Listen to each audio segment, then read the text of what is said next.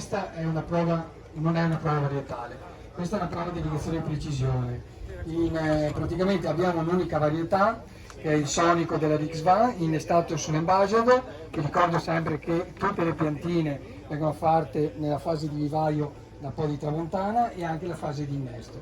È una prova di irrigazione e precisione, sempre nell'ottica della sostenibilità. È giusto come centro poi tramontana indagare non solo sulle varietà più performanti, non solo sui biostimolanti, ma anche la possibilità di risparmiare l'acqua. Quindi fermo restando la resa in quantità ma anche in qualità, ma cercare di ridurla.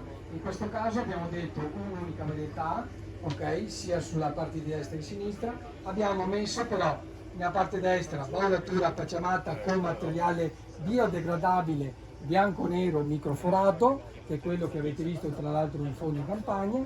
Lo scorso anno avevo come prodotto pacciamante avevo il telo, funziona? Pronto? Funziona? Sì, funziona.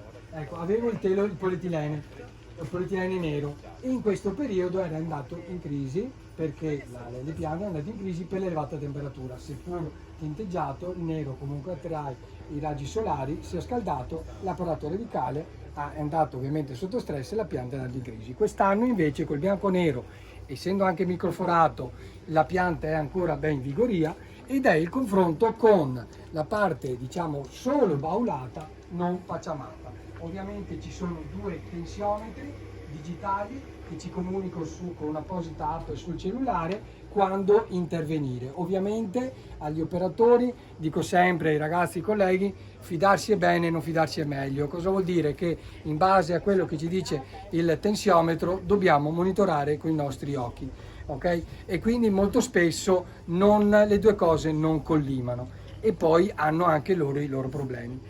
Ho usato anche un tensiometro meccanico col bulbo poroso, quindi quello che crea la depressione, ed è una cosa obbrobriosa, esatto, non funziona mai quando vuoi funzionare, infatti è stato levato e posto là. Però nell'ottica di questo doppio controllo, sia dal punto di vista della conoscenza, che però non è misurabile, ma soprattutto da parte del tensiometro, iniziamo a differenziare l'acqua distribuita. Abbiamo anche due contalitri che ci misurano l'acqua che viene ovviamente utilizzata in manichetta e sopra chioa. Qui non abbiamo iniziato nessuna raccolta, siamo in un primo palco abbastanza colorato. Inizieremo la prossima settimana previa defogliatura almeno dei primi palchi.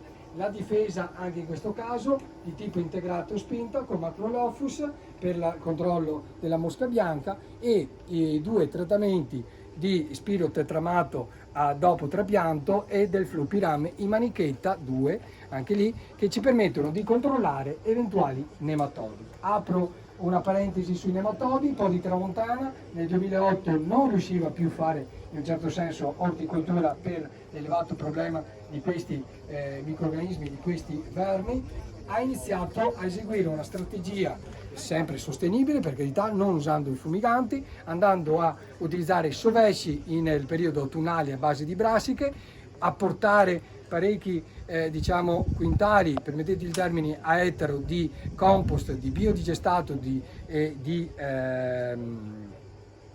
compost e biogestato, sempre nel periodo autunnale. Ha iniziato a utilizzare la pianta innestata con portinnesto, soprattutto su pomodoro, ma anche su cetriolo, su melanzana, poi vedremo delle prove, anche sul peperone inizialmente. Utilizzare il Flupiram, questo prodotto che è uscito 5-6 anni fa. Nel giro di qualche anno i problemi sono ritornati gestibili. Adesso come adesso l'unico problema che ho di nematodi è sul tunnellotto, che vi farò vedere poi, dove è stata impostata una prova con nematocidi biologici. In questo caso numeri di produzione non ne ho, eventualmente se venite a trovarmi tra un mese e due vi dirò ovviamente come saremo messi con le produzioni.